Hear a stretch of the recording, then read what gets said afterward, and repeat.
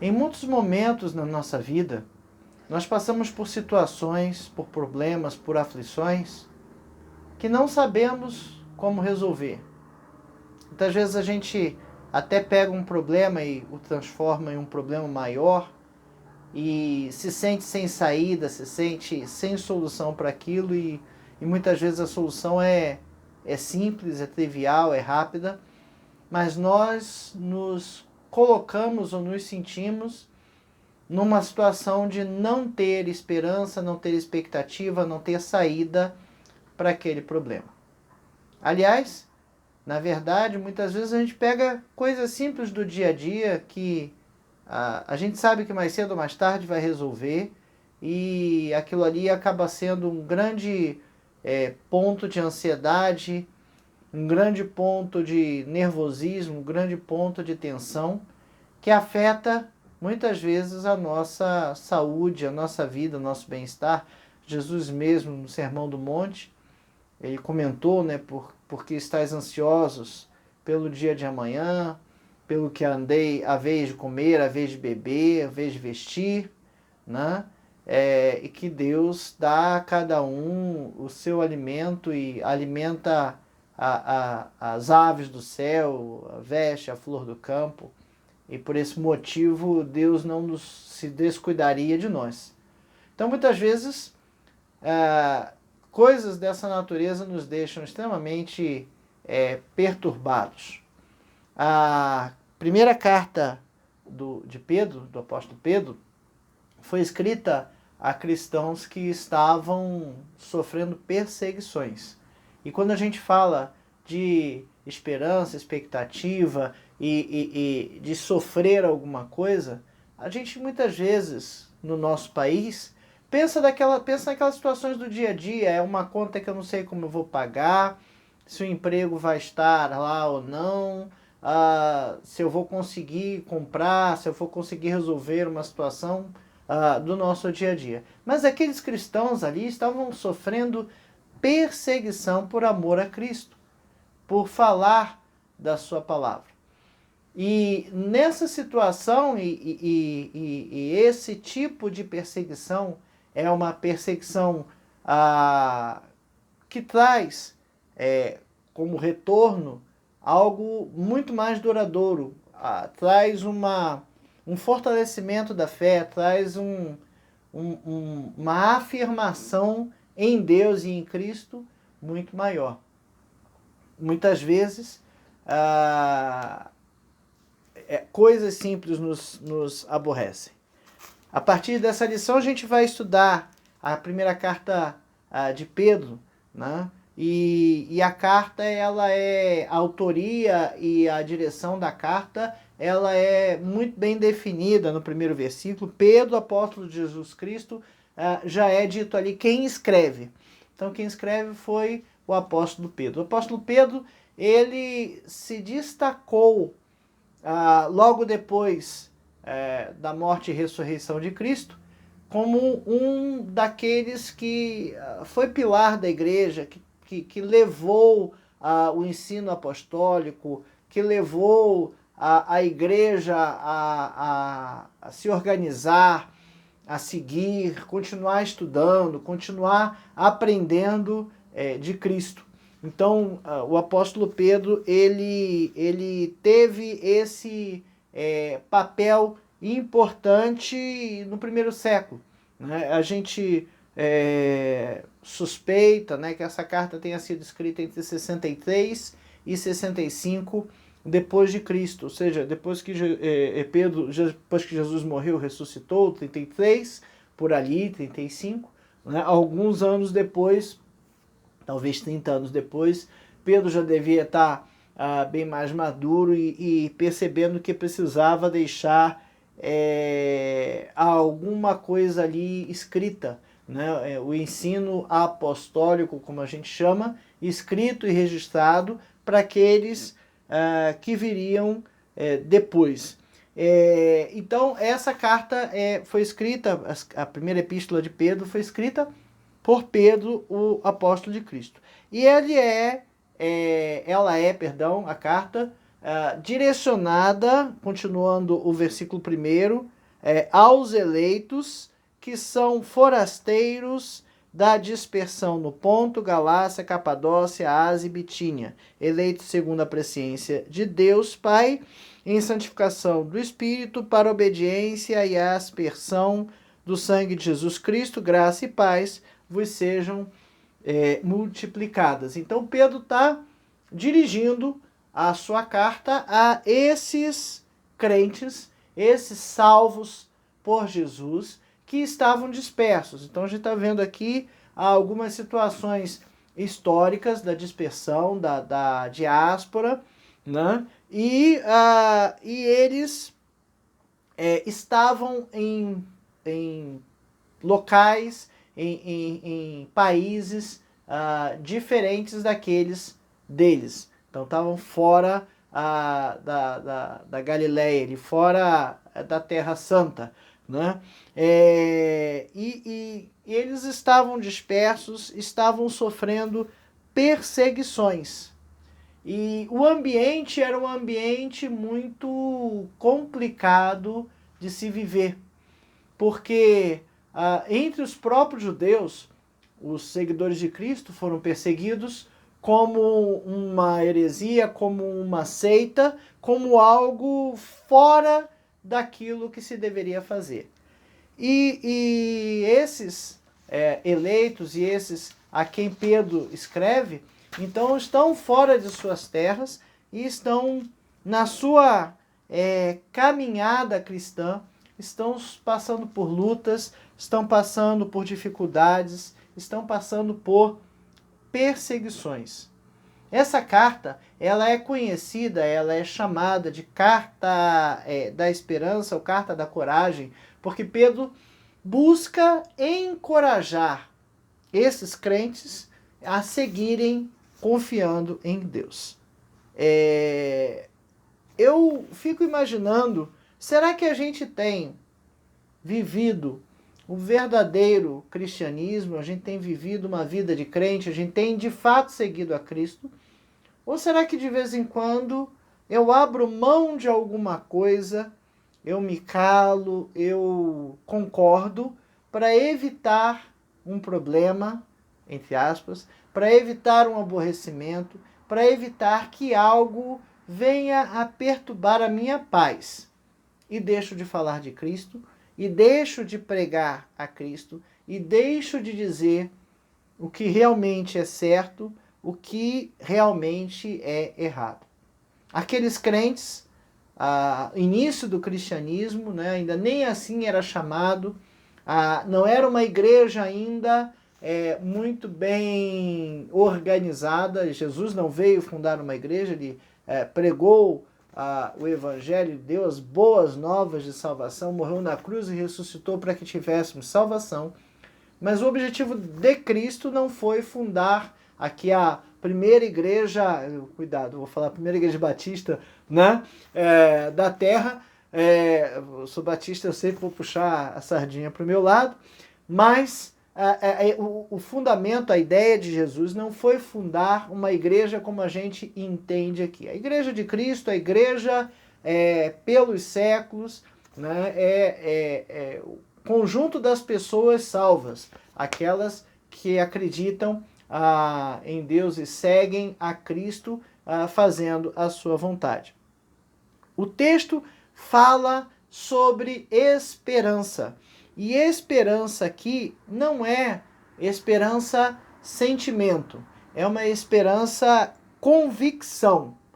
Eu lembro quando eu era criança, quando eu era muito criança, né, meu pai falava que eu tinha que estudar e tirar boas notas para ganhar o presente de Natal, e muitas vezes a gente ficava até, será que eu vou ganhar ou não vou ganhar? Papai reclamou tanto das minhas notas.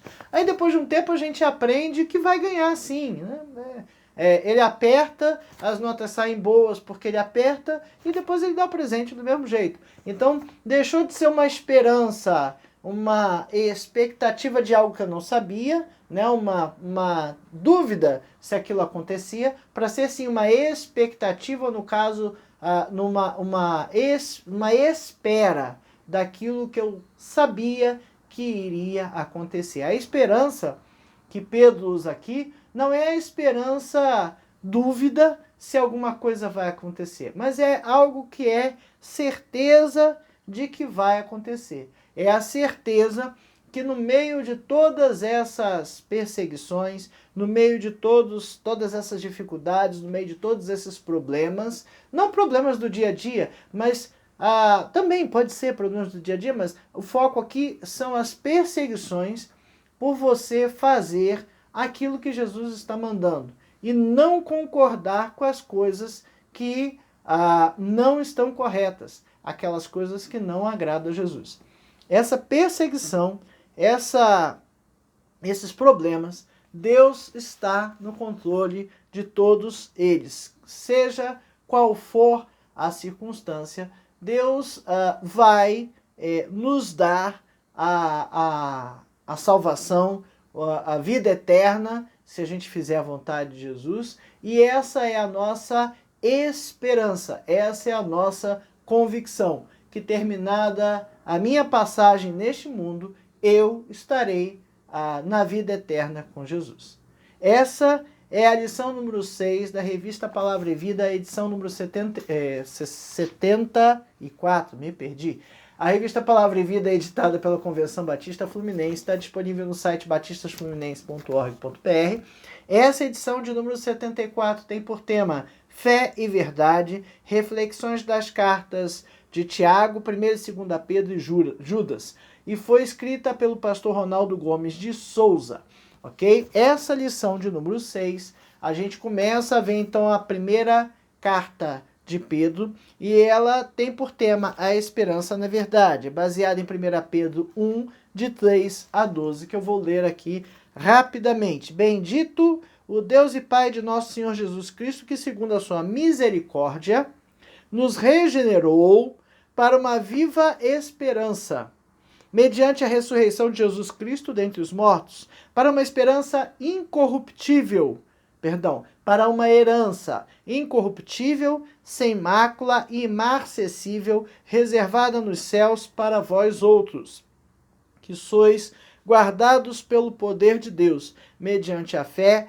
para a salvação preservada para revelar-se no último tempo. Nisso exultais, embora no presente, por breve tempo, se necessário, sejais contristados por várias provações, para que, uma vez confirmado o valor da vossa fé, muito mais preciosa do que o ouro perecível, mesmo apurado por fogo, redunde em louvor, glória e honra na revelação de Jesus Cristo, a quem, não havendo visto, há mais, no qual, não vendo agora, mas crendo, exultais com alegria indizível e cheia de glória, obtendo o fim da vossa fé, a salvação da vossa alma. Foi a respeito dessa salvação que os profetas indagaram e inquiriram, os quais profetizaram acerca da graça a vós outros destinada, investigando atentamente qual a ocasião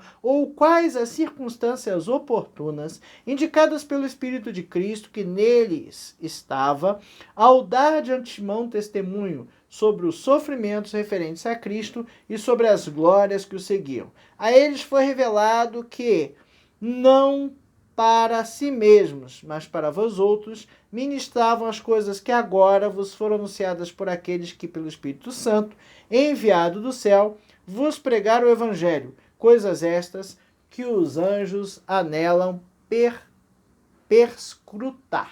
Palavra até difícil. Bom, esse texto nos fala, então, como eu disse, de esperança. O primeiro tópico fala aqui o fundamento da nossa esperança, e o autor lembra a gente um dito popular, que a esperança é a última que morre. No nosso caso, não. No caso dos crentes em Cristo Jesus, a esperança não morre. Ela é fundamentada na rocha que é Cristo.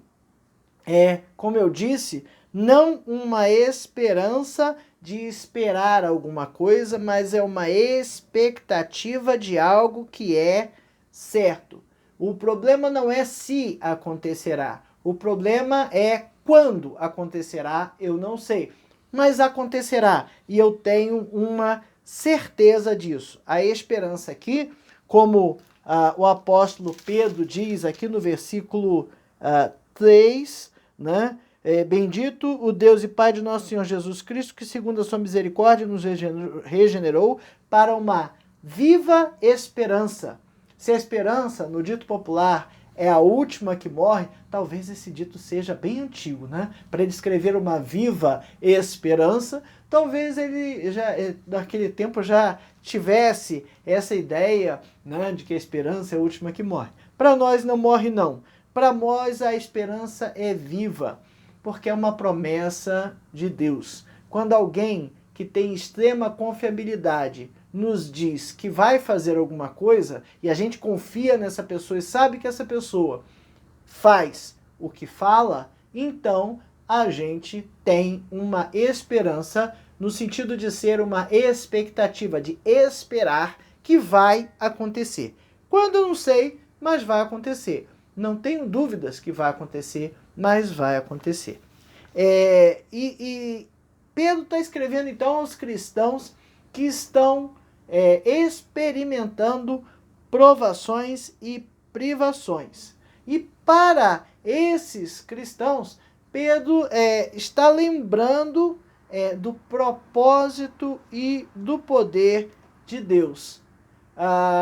Propósito das provações, mas o poder de Deus de que a salvação já foi revelada. Jesus ressuscitou. E se Jesus ressuscitou, nós ressuscitaremos também com ele ao último dia. E ele começa no versículo 1, 2, falando que a carta era aos eleitos, né? Que segundo a presciência de Deus em santificação do Espírito Santo, por obediência e aspersão do sangue de Jesus, graça e paz vos sejam multiplicadas. Eleitos para quê? Eleitos para a vida eterna, né? Mediante a ressurreição de Jesus Cristo dentre os mortos, né? Então, essa ressurreição, a ressurreição de Cristo, é que nos dá esta viva esperança. Aqueles crentes, aqueles cristãos, estavam passando por muitas dificuldades, como eu disse, por professar a sua fé, por dizer no que acreditavam, por seguir da forma como Jesus queria que eles seguissem. Será que a gente tem feito isso?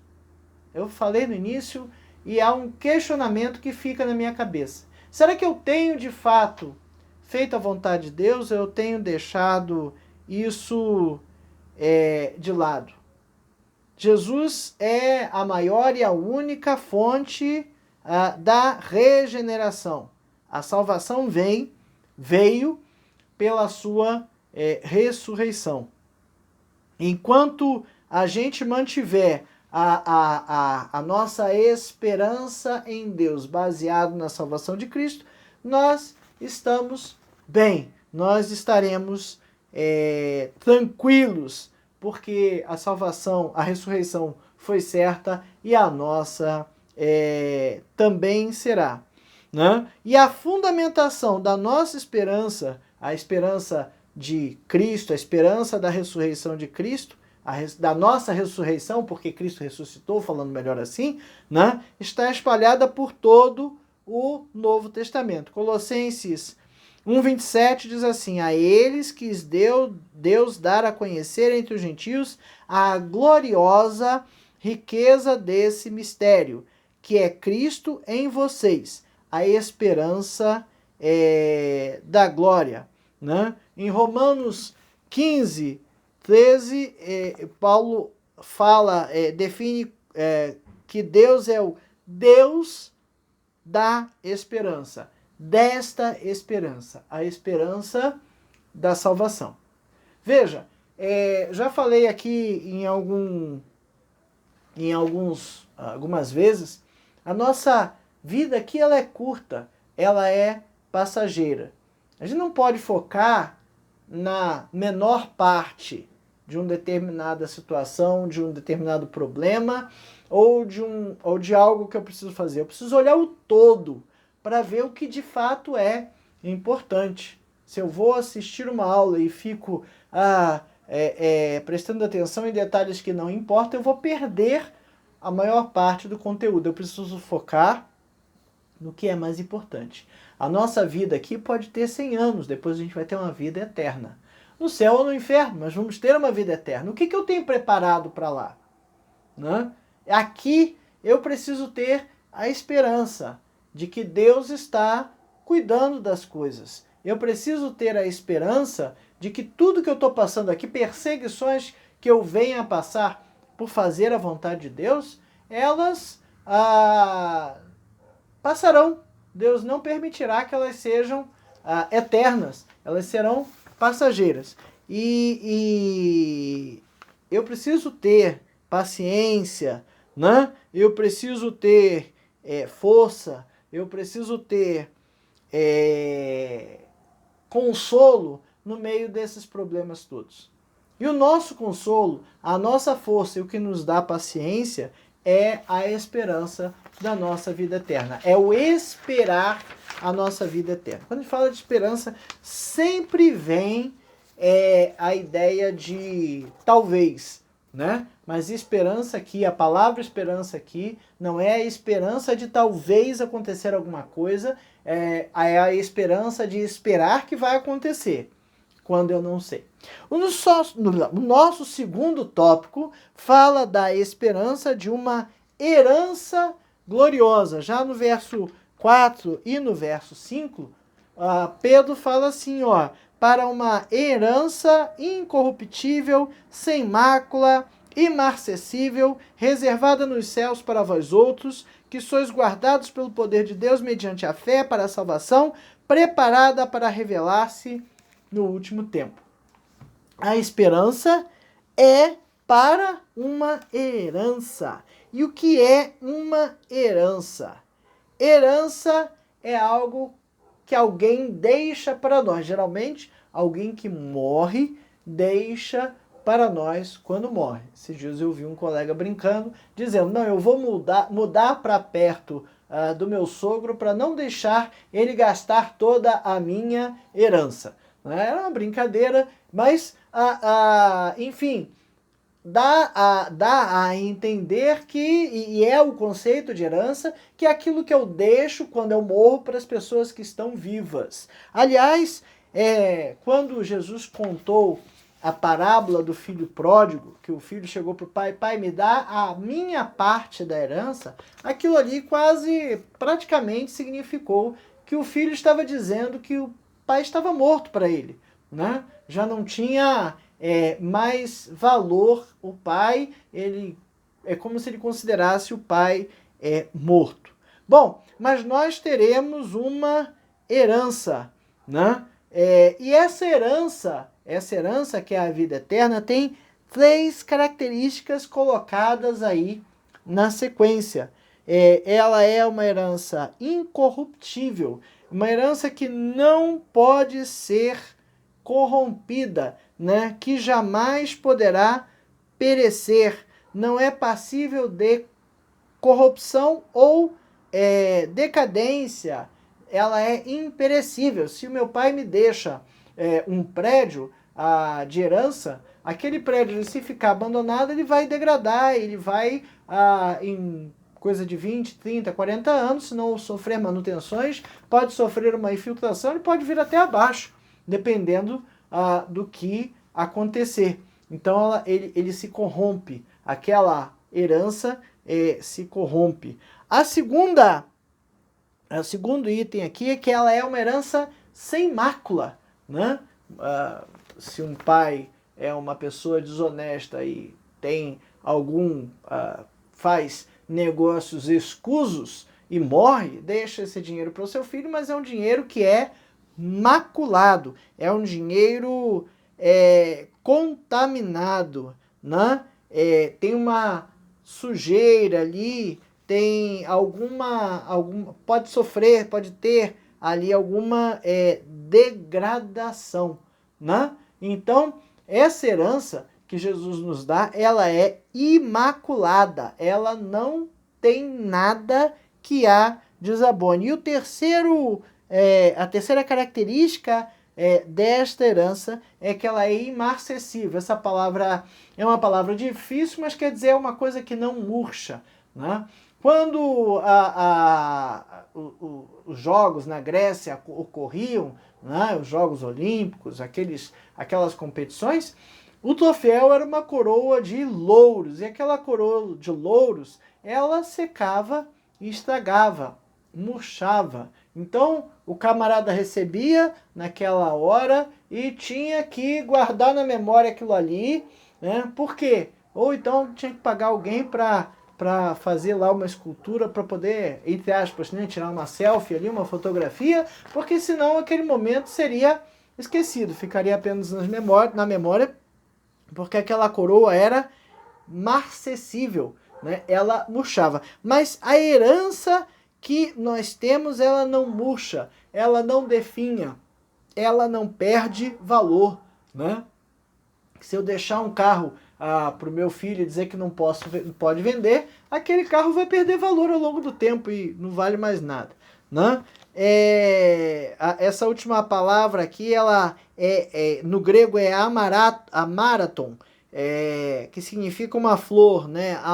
Amaranto, né? Que é uma semente que é comestível e uma característica dela é preservar durante muito tempo suas cores e seus cheiros, né? Então, a metáfora ali de algo que se mantém por muito tempo, né? Além disso, essa herança está reservada nos céus. Então, é uma herança com um valor que não é corrompível, é incorruptível, ela não é maculada, ela é imaculada, ela não murcha, ela não perde valor, e essa herança está reservada. Reservar, né? Olha, chega lá na frente e guarda o meu lugar. Não pediu para alguém fazer isso para você? Aí você confia que a pessoa reservou o seu lugar, está cuidando do seu lugar. Então você liga para o restaurante, olha, reserva uma mesa com tantos lugares para mim que eu vou levar uma galera para ir. Aí você chega lá no restaurante, está lá a plaquinha, reservado.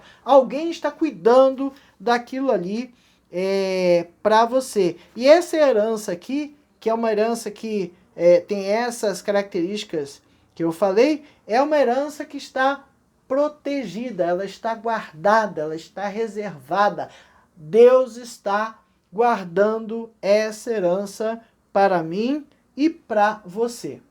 E se Deus está guardando uma herança, algo que eu vou ter, que não pode ser maculado, que não pode ser corrompido, não pode murchar, né? Tá certo de que eu vou receber essa herança. Na perseguição, esses crentes tinham os seus bens retirados. Muitas vezes eles era tomado tudo deles por professar seguir a Cristo. Logo antes ali até logo antes da reforma, ali a gente vê essas histórias acontecendo, né, as inquisições e situações que aconteceram por 1500 anos ou um pouco menos, mas enfim, que aconteceram ao longo da vida ali dos primeiros crentes, né, e a perseguição era dessa forma. Mas a herança que Cristo nos dá é uma herança que a gente não vai perder. Ela está guardada, ela está segura. E os sofrimentos daqui, as perseguições daqui, tudo que puder ou acontecer aqui, não vão afetar a minha herança, a sua herança, a salvação que Cristo conquistou na cruz por nós, né? E ele continua que sois guardados pelo poder de Deus,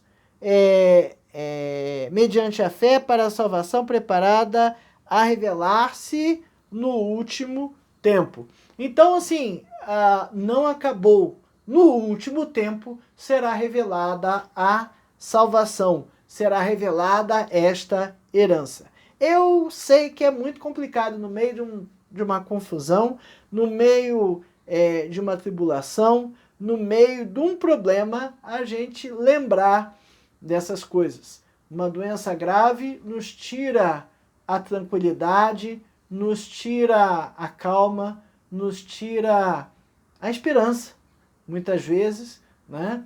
Mas a perspectiva nossa é que é aqui, que é agora, e que isso aqui vai acabar e que vai acabar tudo. Não, não vai acabar tudo, vai começar uma nova fase se a gente não sobreviver a essa doença. O que eu peço a Deus é que eu não sofra com algo por muito tempo, né? Que a morte seja simples, seja tranquila, mas na hora que ela chegar, não estou com pressa não. Então, essa herança é um fato concluído, pronto, e ele está esperando. Essa herança é a eternidade com Cristo. O terceiro tópico da nossa lição fala da esperança em meio às provações. E Pedro então começa a falar a partir do versículo 6 até o versículo 9, que há uma didática, há um jeito de Deus ensinar. Ele fala ali: nisto exultais, embora no presente por breve tempo, se necessário, sejais contristados com várias provações, para que, uma vez confirmado o valor da vossa fé, então ele está mostrando aqui o objetivo, né? E ele fala aqui, então, nesse versículo 6, algumas coisas que a gente não pode esquecer, sabe? O texto usa essa palavra aqui, na minha versão, provação. Provação é diferente de tentação, a gente já falou em outro lugar. Em algumas versões, ou melhor, ele usou provação no lugar de falar tribulação ou perseguição. Ele não está falando da perseguição, mas está falando que a perseguição em si é uma provação, está sendo provado, né? E ele tenta tratar de uma forma geral. Olha só a frase aqui: pois o apóstolo trata dos problemas gerais que os cristãos enfrentam por estarem em meio a uma sociedade incrédula. Problemas esses que acontecem até os nossos dias. A pergunta é: no meio de uma sociedade incrédula, eu estou conseguindo identificar o que é incredulidade, o que é abominação a Deus? Ou eu estou indo na onda da sociedade de dizer que conceitos antigos, conceitos arcaicos precisam ser atualizados, precisam ser contextualizados para a nossa época, e estou passivo e estou concordando com discursos de coisas que não agradam a Deus como coisas normais. Cuidado, seremos cobrados disso. Seremos cobrados disso. No meio de uma sociedade incrédula, nós temos que ser sal da terra e luz do mundo. Sal que salga, que dá gosto, que faz a diferença no sabor. Luz que ilumina no meio das trevas. Luz que no meio da escuridão mostra para onde caminhar, para onde está o buraco, para onde está o precipício, qual é o caminho. Quando a gente viaja à noite tem que botar farol, porque sem farol na estrada eu não sei qual é o caminho. O caminho da nossa glorificação precisa passar por esse teste de resistência às provações. Nós temos a salvação pela fé em Cristo.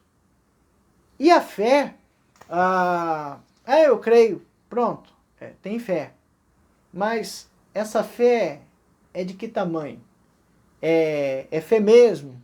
E Deus muitas vezes quer provar a nossa fé para que a gente aprenda mais sobre fé e tenha mais esperança na salvação.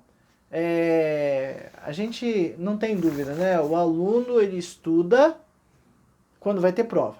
Não tem jeito. É a prova que faz o aluno estudar. É ou não é? Você sabe disso, né? Então tem que ter prova para que o aluno estude. E Deus entende que tem que ter provação para que a gente seja aprovado, né? A aprovação faz com que a gente seja provado e, se Deus quiser, aprovado.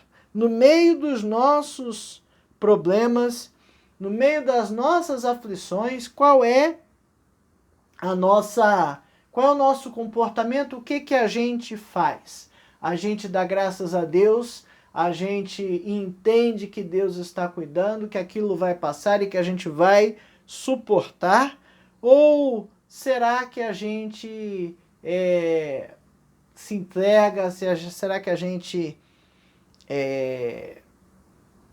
desconfia ou perde a esperança rapidamente, né? Precisamos ter esta esperança. E alguns aspectos que ele coloca aqui, ó. Essas provações atendem aos objetivos de Deus. Ele usa aqui, ó, nisso exultais, embora no presente, por breve tempo, se necessário. Ou seja, se eu estou passando por provação, pode ter certeza que Deus está achando necessário. Eu estou passando por uma provação porque Deus achou necessário, né? Deus usa as provações como disciplina na obediência, né? Ou para crescimento espiritual. E aqui tem dois textos, um no Salmo 119, versículo 67, que o salmista diz assim: antes de ser afligido, andava errado, mas agora guarda a tua palavra.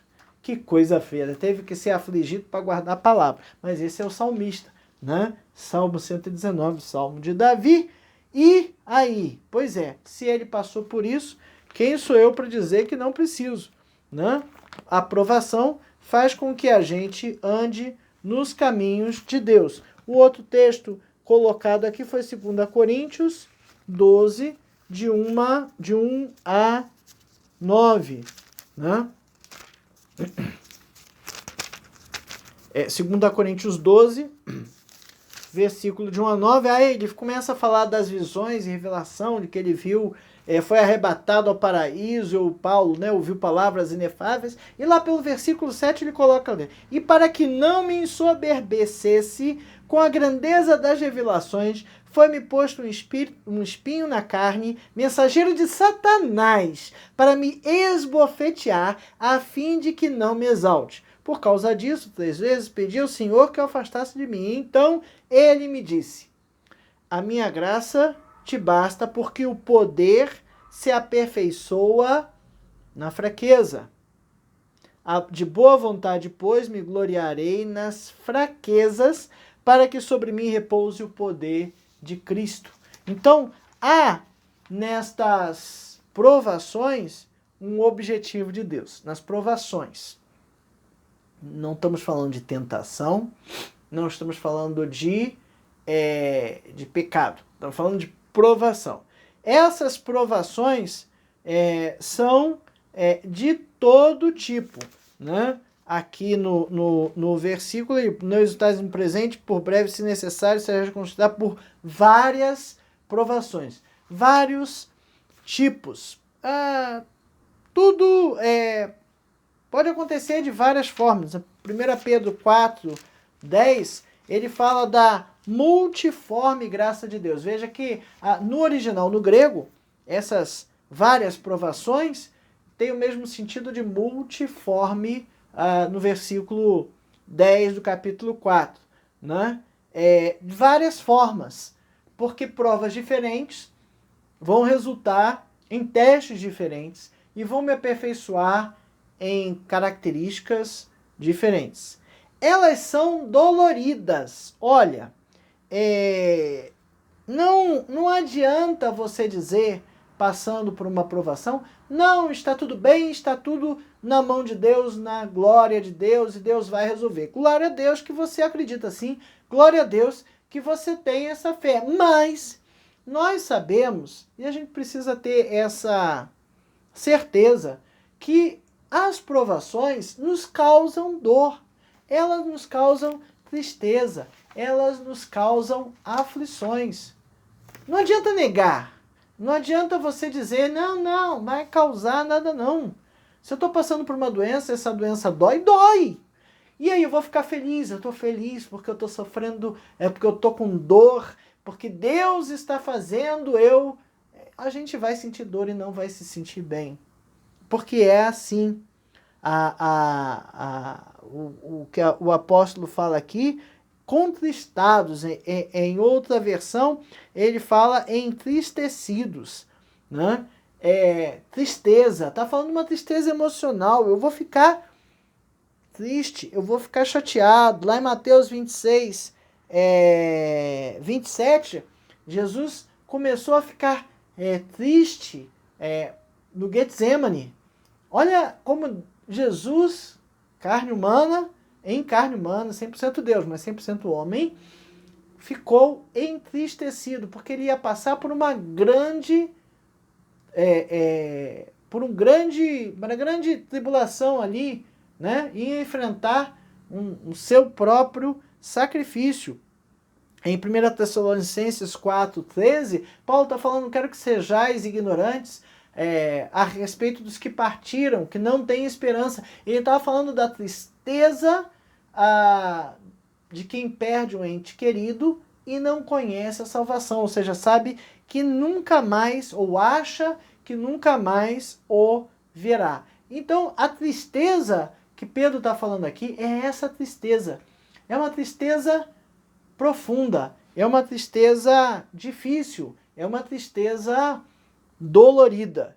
A aprovação, ela é dolorida, ela vai nos doer.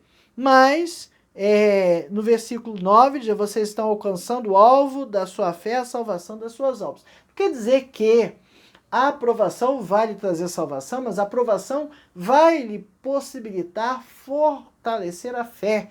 E se a salvação é pela fé, quanto mais fé eu tiver, melhor, né? Mais certeza eu vou ter da minha salvação. No versículo 8 ele fala de firmar o amor e a alegria no Senhor. E no versículo 7 ele fala de glorificar o nome de Deus. Veja, Deus quer servos que o sirvam, e a nós foi dada a missão de pregar o Evangelho. Nós precisamos ter fé, nós precisamos ser experimentados, provados e aprovados para que a gente possa cumprir aqui a missão de Cristo, a missão que Cristo nos deu, e lá lá no céu ter, né, a nossa herança. Mais um tópico aqui ainda fala que apesar desta fé, desta provação, pode ser necessário ou não um aspecto didático, né? Ela pode ser de todo tipo e ela nos causa essa tristeza, essa profunda tristeza. E ele usa um aspecto aqui por breve tempo, ele usa uma limitação de tempo. A provação que nós vamos passar é breve, por um pouco de tempo. É a duração e a intensidade da provação, ela é controlada por Deus. 1 Coríntios 10, 13, fala assim, não sobreveio a vocês tentação que não fosse comum aos homens, e Deus é fiel, ele não permitirá que vocês sejam tentados além do que possam suportar. Mas quando forem tentados, lhes providenciará um escape para que o possam suportar. Né? A palavra aqui tentação é peirasmos, né? É a mesma palavra aqui do versículo 6 que ele traduziu para o português, foi traduzido para o português como provação. Essa tentação ali é no sentido também de provação. Então, veja, essas provações, elas são controladas por Deus. Muitas vezes a gente está passando por um problema e não sabe se é provação, se não é, né? Eu posso me causar uma doença se eu fizer certas coisas com o meu corpo. né? E vai ser consequência daquilo que eu busquei. Né? Se eu começar a comer só alimentos que não são saudáveis, né? Que se sabe que não fazem bem à saúde, eu lá para frente vou ter as consequências do que eu estou fazendo com o meu corpo. Mas muitas vezes a gente busca fazer todo o correto e aparece uma doença, e algo que nos perturba, algo que nos traz dor, algo que nos traz problemas intensos. E a gente precisa ter, no meio dessa situação toda, calma e tranquilidade e entender que aquela aprovação será temporária. O quarto tópico fala que a esperança foi proclamada e concretizada. E aí ele traz os versículos 11 e os versículos 12. No versículo 11 ele fala, investigando atentamente qual a ocasião ou quais as circunstâncias oportunas, indicadas pelo Espírito de Cristo que neles estava, ao dar de antemão testemunhos sobre sofrimentos referentes a Cristo e sobre as glórias que os seguiam. Ele fala, aliás, do 10, foi a respeito dessa salvação que os profetas indagaram e inquiriram, os quais profetizaram acerca da graça a vós outros destinada. Então ele está falando aqui dos profetas, que lá atrás, né, profetizaram sobre esta salvação. Né? Os profetas falaram, inspirados por Cristo, de um plano que já era de Deus. Eles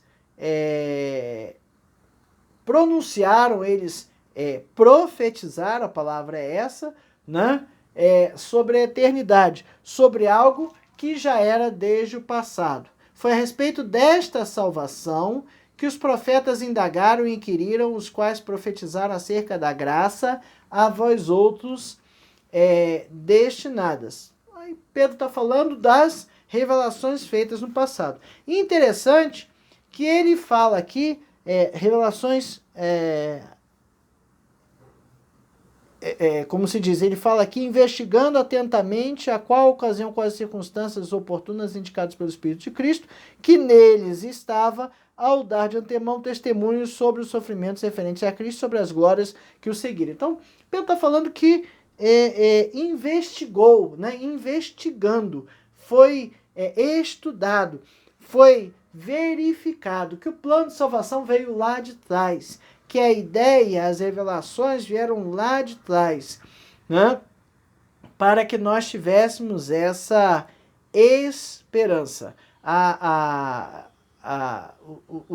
Os profetas falaram, predisseram dos sofrimentos de Cristo, né? E da glória que o sucederia. E a salvação é um mistério, é algo glorioso. E o versículo 12 nos completa que a esses profetas, foi revelado que não para si mesmo, mas para vós outros, ministravam as coisas que agora vos foram anunciadas por aqueles que, pelo Espírito Santo, enviado do céu, vos pregaram o Evangelho. Coisas essas que os anjos anelam perscrutar. Os anjos queriam falar desse plano de salvação. Mas esse plano de salvação, lá no passado, revelado aos profetas, o que aconteceria por intermédio de Cristo, revelado na vida de Cristo, conferido pelos apóstolos aqui, entendido o que estava previsto e o que aconteceu, né? E esse plano de salvação que Jesus apresentou, cumpriu e consolidou, Jesus deixou a missão para nós, para pregar o Evangelho. Os anjos gostariam de falar sobre o plano de salvação, mas a eles não foi permitido. O plano de salvação é algo que eu e você temos a missão de falar. A nossa conclusão traz um outro ditado, né? Se lá atrás, lá no começo, o nosso autor disse que a esperança é a última que morre, ele está errado, que para nós a nossa esperança nunca morre. Agora ele fala que quem espera sempre alcança. Mas quem espera em Cristo sempre alcança a salvação. A salvação, a nossa esperança é esperar por algo que é certo. Se a gente crer em Cristo, receberemos a salvação. Agora, a fé, ela pode e deve ser exercitada, e ela será assim através das provações. Será que eu tenho passado por provações? Será que eu tenho sido aprovado nas provas que Deus tem feito eu passar? Será que a minha vida tem sido digna de um crente? Será que essas provações têm vindo de encontro à minha crença? Ou não tem vindo de encontro à minha crença, porque eu dou aquela desviada assim e deixo passar, não vou deixar colidir não, porque eu não quero estar em choque com este assunto ou com esta pessoa, ou com esta crença. Que Deus nos ajude a cada dia a estar firmes na fé. Que Deus nos permita passar pelas provações da forma mais tranquila possível. Doloridas, sim. Sofridas, sim. Mas com fé na esperança da nossa salvação.